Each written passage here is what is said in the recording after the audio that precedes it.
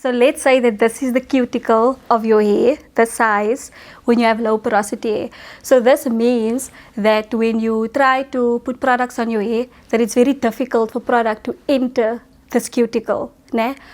But once the product is inside the cuticle, it's also very difficult for the product to come out. Né? So this causes product buildup. Right? So for low porosity hair, it just means that it's difficult to moisturize your hair because it's difficult to get moisture in and for your hair to absorb that moisture and to maintain it. But once it's inside, it's difficult to come back out again. Né?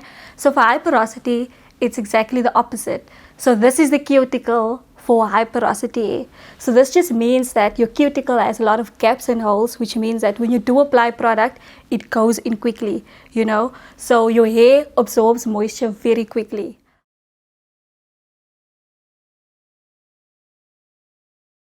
So today we have a very interesting interview. The interview is with Charnelle Davids, and she is living in Aberga.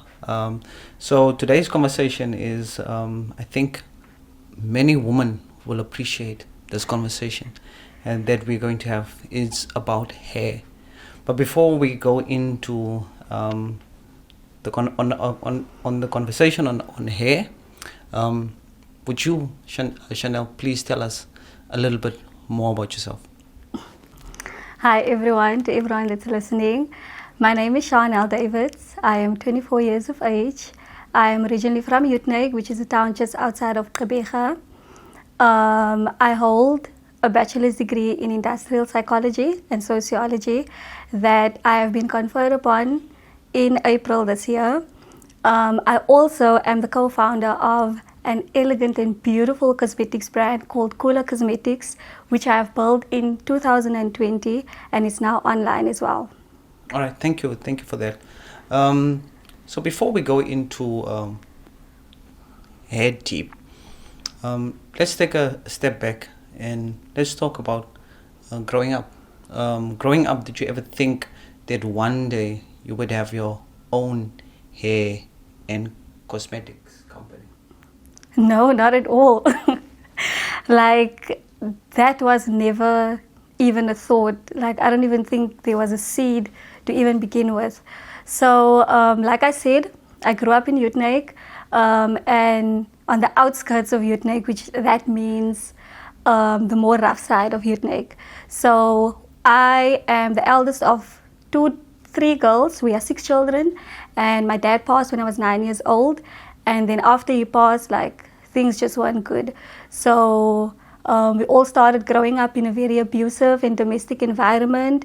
My mother suffers from chronic depression and manic depression, which means that she's bipolar sometimes. So things were like really tough in the household, and I've always found a way to embed myself in education. So for me, it was always a traditional approach of making sure I get through school, get through university, get a job, and focus on my life. But obviously things changed after I came to PE. I was staying in student accommodation. I met my business partner, and then we just started speaking about business. But it was more a way of me just trying to make some money rather than actually knowing that I want to start a cosmetics business, because for me, I've always had the traditional route in my mind: school, work, end of my life, and then that's all. All right. So it is at university, at uni, that the idea of Khula then developed and started. So what inspired it, and what does the name Khula means? What inspired it? If I really have to be brutally honest right now, like, I was a broke student and I needed money. I needed to make a quick buck, and that is what inspired it all. So during lockdown 2020, obviously you have a lot of time in your hands. I was met initially with an opportunity to resell homemade products for another distributor. But when the contract fell through, my partner and I, which is when Ayanda came in, we decided, no man, let's do some research on it. You could see that you were a great salesperson and you can actually potentially be a good business person. So let's start doing our own thing. And then because he had the funding and I had the time in my hands to actually delve into a lot of research and to actually see like how I can get the train rolling, that's what I did, and that's how we came together with our resources and my knowledge and my time, and that's how Khula actually started. So when it started, for us it was really important to actually have a name that has a significant meaning to us.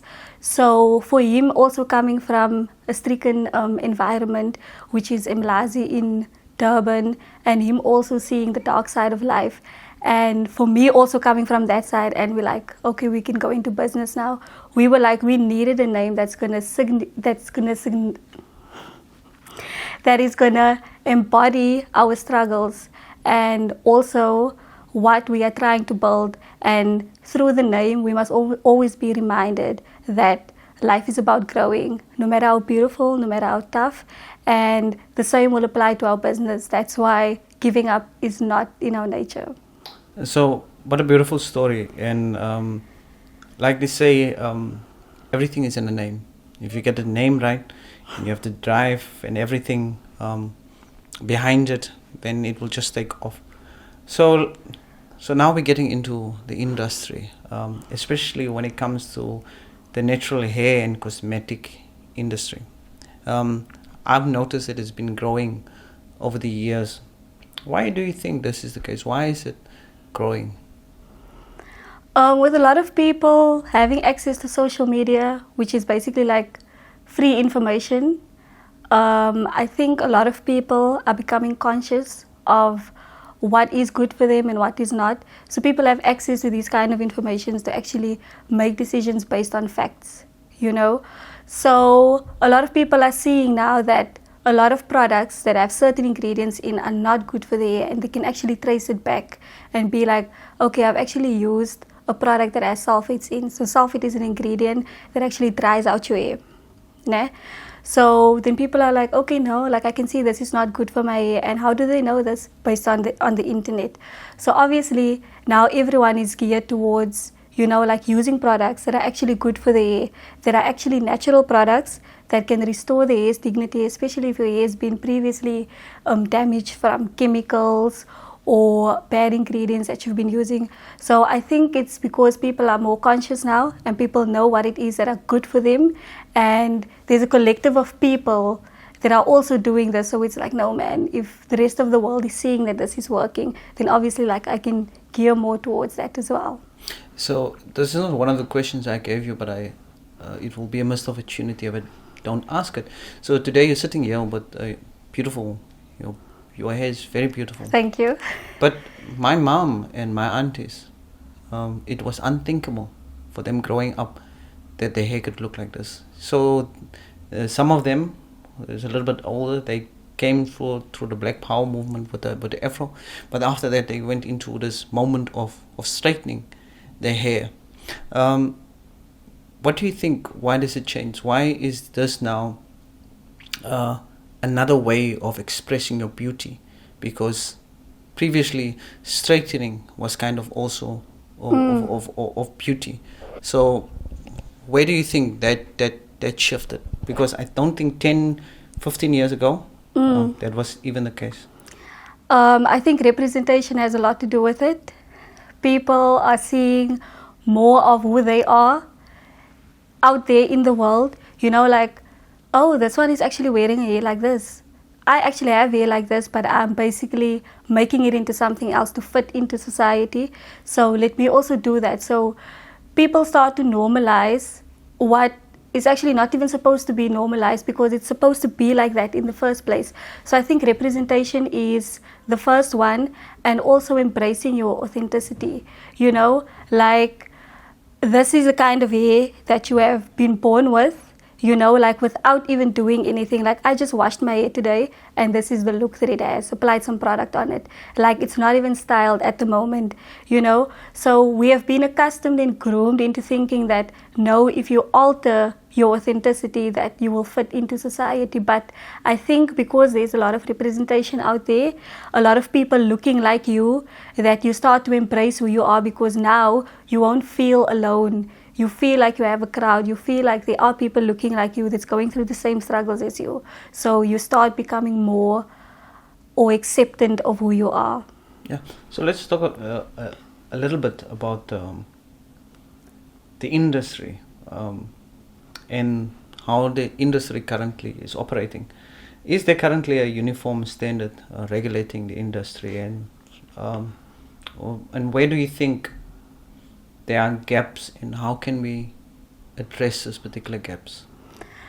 I'm going to tell you, like in my experience of entering the market, I was extremely shocked to realize, not that it's a problem, but afterwards I realized that, you know, like it is actually a problem.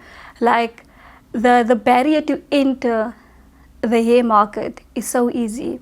You can literally just start whipping up something in your kitchen, and you can start selling it among your friends and your families, and you can actually be like telling people, I'm making my own hair products, you know.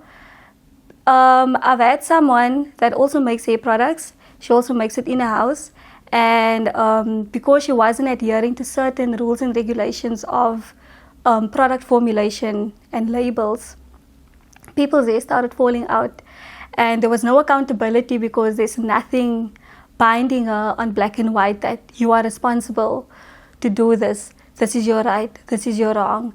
And people couldn't claim money back from her. People like had to go to hospital and cover their own medical bills. So it was only when I realized, for me, I knew from the beginning that it can't be this easy. Like there has to be certain policies and regulations in place. So when I did my product formulation through a science technology station, they guide you throughout the whole process of product formulation, the science behind formulations. Then they do a technology report with you. They do stability testing of your products.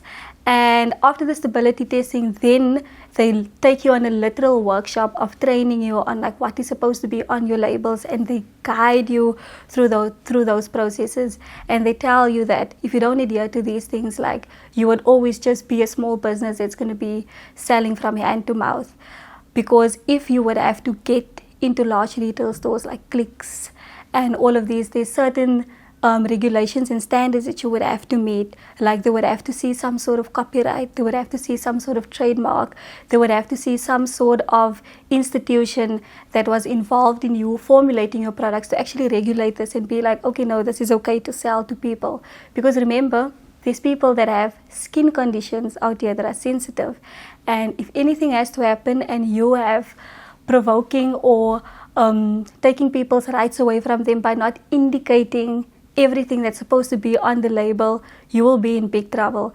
So I think there is a large cause for concern and a gap in that regard, that yeah, people are trying to build businesses, but I think in a sense of the same way that it's difficult to enter the market for skincare and food, the same regulation should apply to hair products as well. I appreciate the frankness of this particular one, because they haven't even there's so much to that question to unpack. Like, would it be safe for children? At what age do you start selling it for children? Can many of these products can you use for children? I mean, it's one of those questions. It's also most of it you never didn't ask it. Are you speaking about my products in general? No. I'm just the general market. I'm not talking about jobs. The general market. You see, so that also depends, because when you say natural products, there's also the sense of natural products being too rich to use on kids' scalps, because remember, their scalps are still sensitive, so you're not trying to change that. Like, you need to give kids a chance to grow out their hair and to grow into who they are without alternating it, you know. So because I have a friend She's the same age as I am. She uses my products. She loves it. It works for her. It grew her hair.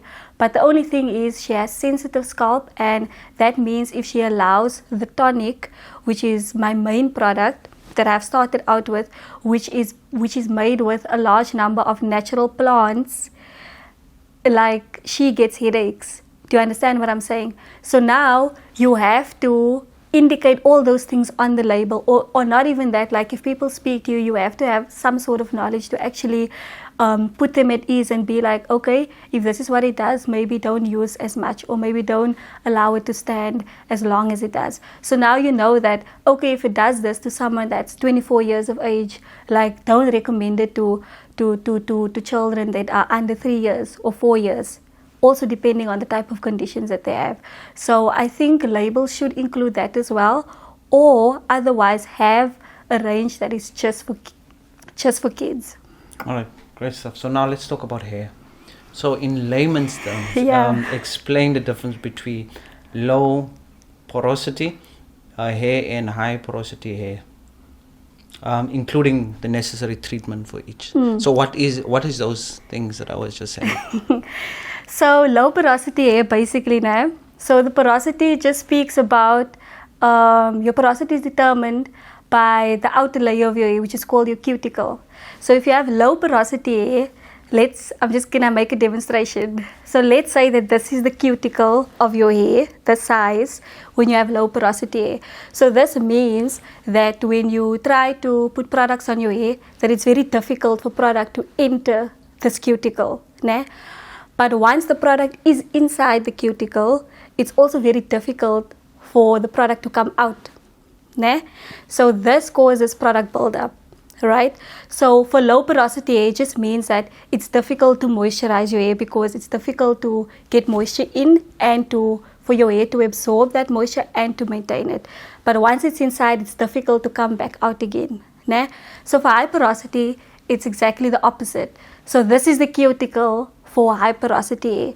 So this just means that your cuticle has a lot of gaps and holes, which means that when you do apply product, it goes in quickly, So your hair absorbs moisture very quickly, but also dries out very quickly. So for high porosity hair, like, treatments that you should be using are protein treatments, right? And also people that have high porosity hair, they frequently moisturize their hair because of how often the moisture goes out. Like, you moisturize your hair maybe like today, which is Friday, and then on Sunday you have to moisturize your hair again. Whereas if you have low porosity hair, you can moisturize your hair today, and then you can do it Monday or Tuesday again.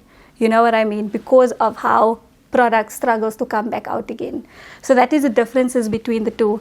But the treatments that you can use for low porosity hair is moisture treatments, definitely, and products or ingredients that have humectants. So humectants are ingredients that draws moisture. So anything that has glycerine and honey in is good for people that have low porosity hair, because once you use products or ingredients, or the ingredient itself, like, it draws moisture in. So it keeps it there, so your hair is not dry. But for high porosity hair, it's exactly the opposite. You don't use humectants because your hair takes in moisture quickly. You're not trying to build up moisture as you do if you have low porosity hair, right? So for high porosity hair, you would use a lot of leave-in conditioners, a lot of moisturizers, and after doing that, you would always seal in your hair, which is a sealant is what you would call an oil that you would use, specifically avocado oil. All right. So now I don't have hair. The thing is, how do people know which type of hair porosity they have? So basically, there's a float test that you can do, right? I think there's one that you must there, which is the medium porosity hair, but it's obviously like just between the two. So you would take a glass of water, right?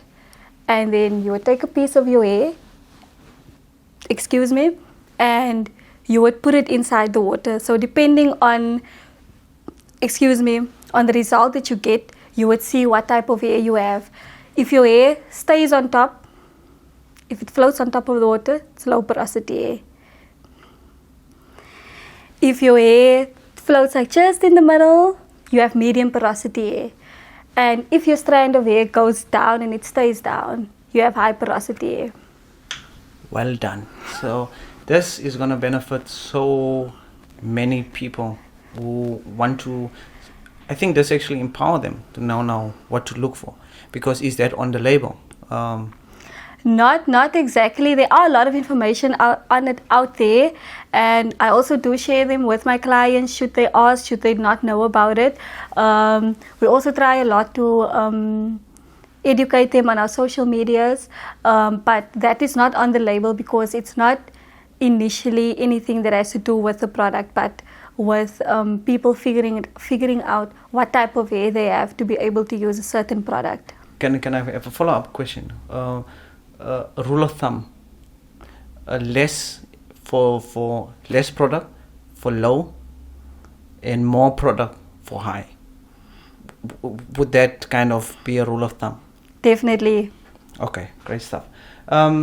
So for people who thinking about transitioning to have a beautiful crown like you, which is better, the big chop or transitioning? Before you like explain to people what is the big chop and what is transitioning, and then do you do the LCO method or the LOC method, and what's the difference? Okay, so I'm going to be biased on this one, and I'm just going to say that I honestly do think big chop is the best way that you can go without any trivialities, you know. But I can also understand why women decide to transition.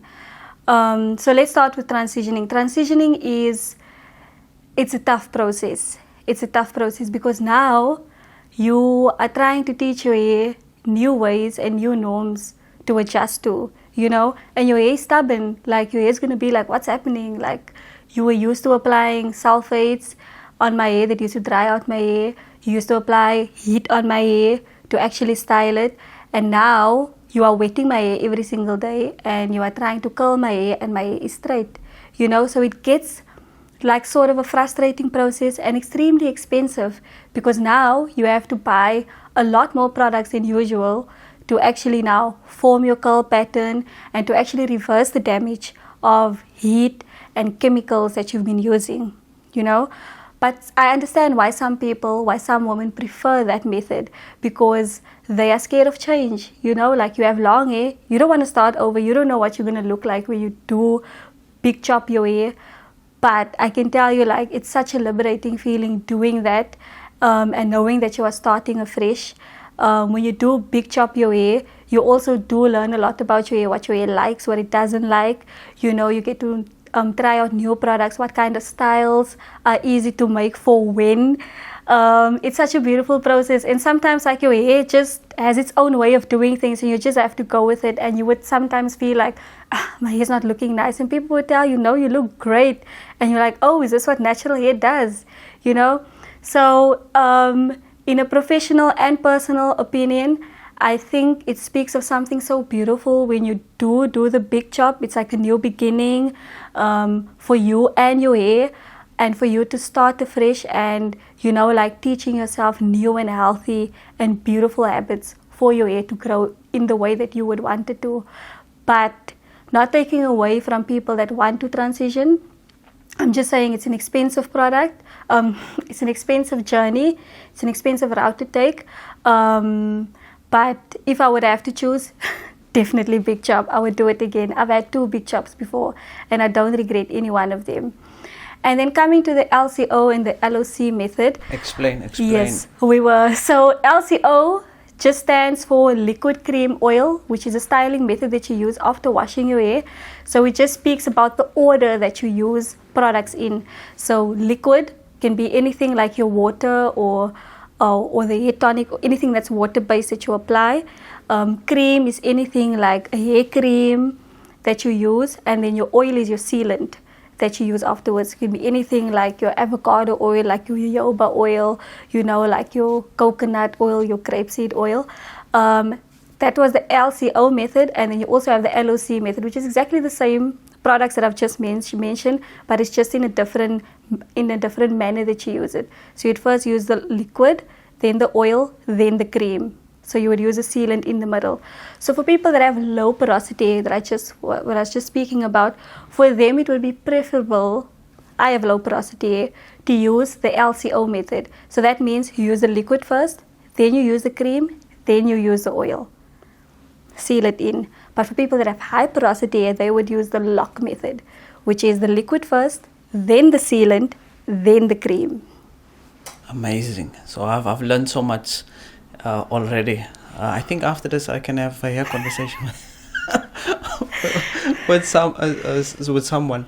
So how do you increase volume then without compromising the curl, especially for those with fine hair? So I think fine hair means low porosity.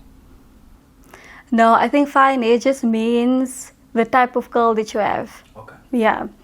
So there's a lot of ways around it. There's products that you can use, like products that have natural ingredients in that you can use. I would definitely say, I'm making reference to my products because that is what I have seen works. It also works in restoring your curl pattern while providing a lot of volume, But there's also certain styles that you can use, like flat twisting your hair, doing plaits, doing finger coils, that can bring more volume to your hair without even damaging your curl pattern. Okay, nice. What are some of the essential ingredients to look for in your products to ensure healthy hair? So we've just now had a conversation about the label. So what do people have to look for? Is it something to do with the hair type? Definitely. Remember, you are dealing with people that have different hair types, which ranges from type A to type 4, type 1, type 2, type 3, type 4 kind of hair, which works. Type 1A, type 1B, type 1C kind of hair. And all of these hair types have different needs. Like someone can be type 3A and they can have low porosity and they can't use the same products as someone that has high porosity, So depending on what your hair needs are and what your hair challenges are, I think you need to base your product selection and your ingredients on that. Because if you have high porosity hair, you're not going to go look for something that is heavy in moisture.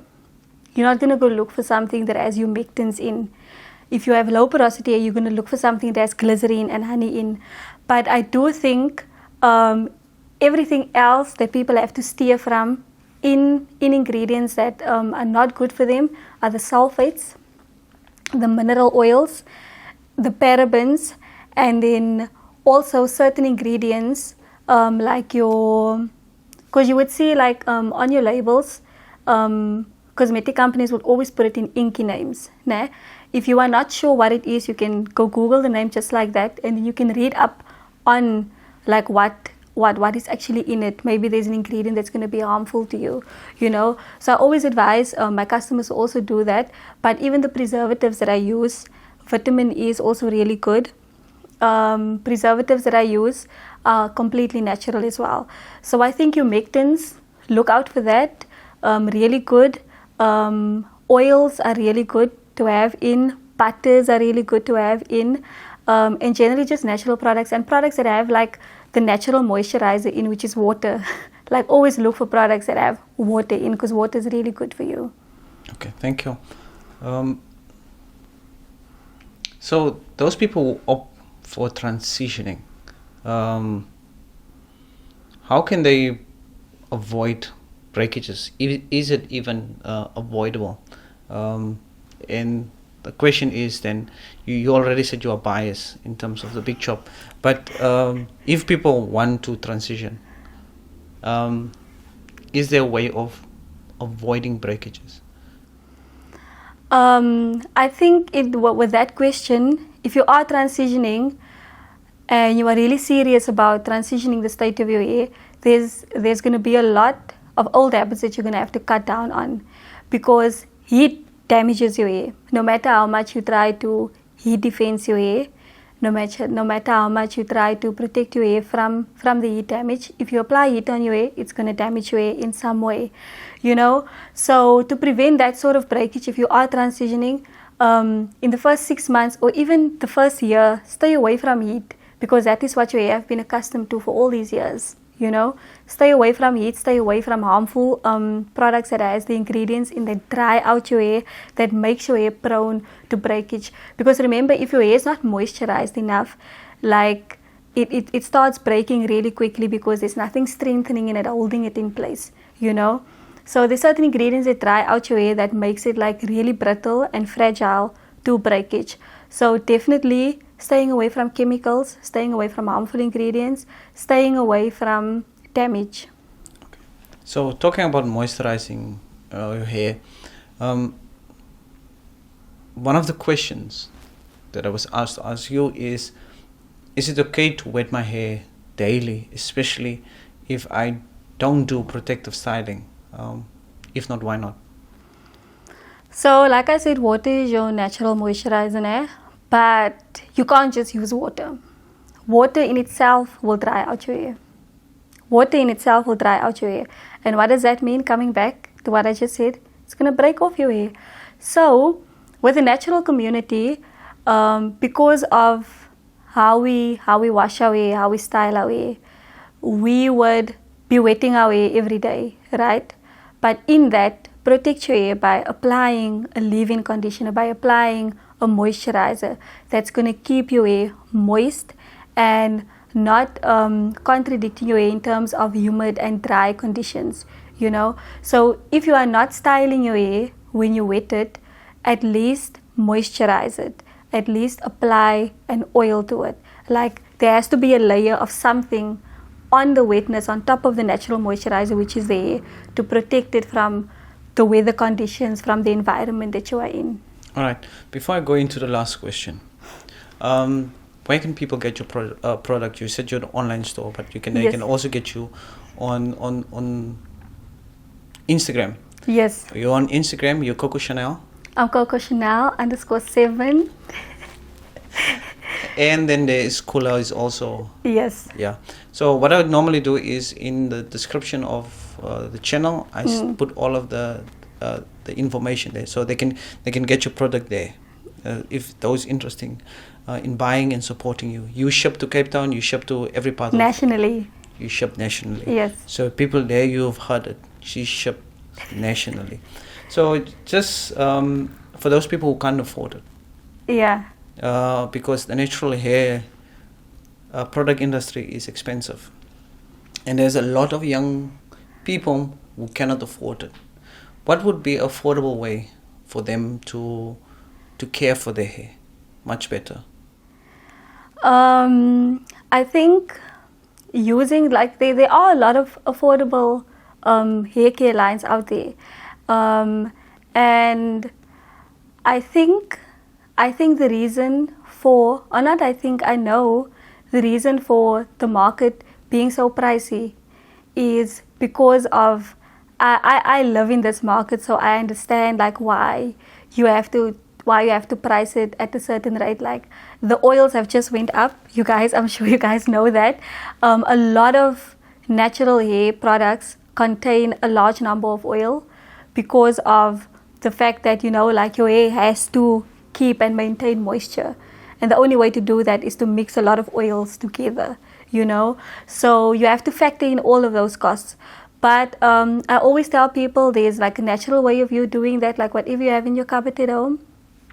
If you want to do a protein treatments are extremely important. Deep conditioning is very important. So on every wash day, if you have mayonnaise, if you have an egg, if you have an avo, if you have honey, if you have coconut oil, if you have your normal conditioner, you whip all of that together, you put it in the microwave, you heat it up for a little bit, you apply it on your hair, you use your same conditioner as a leave-in conditioner after applying that treatment, and then you're good to go.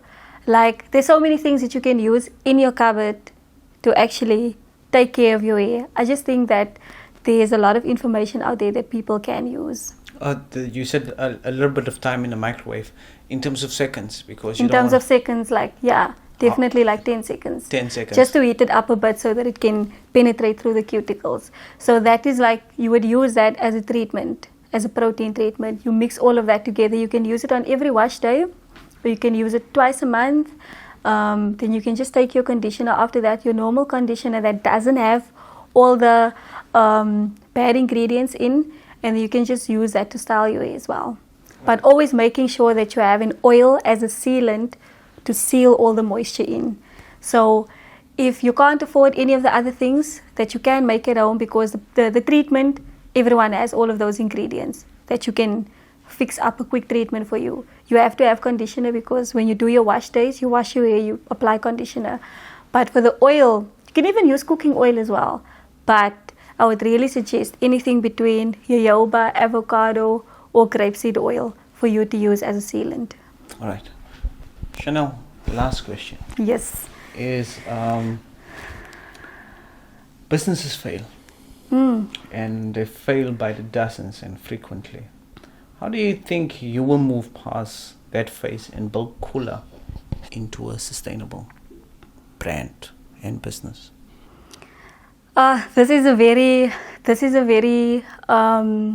a sad question, especially because this morning I was just having a conversation with my partner, and it has come to our attention that two of our fellow trailblazers have just decided that, you know what, like, their business is not self-sustainable, it can't pay them a salary, so they're just gonna opt out and just find a job.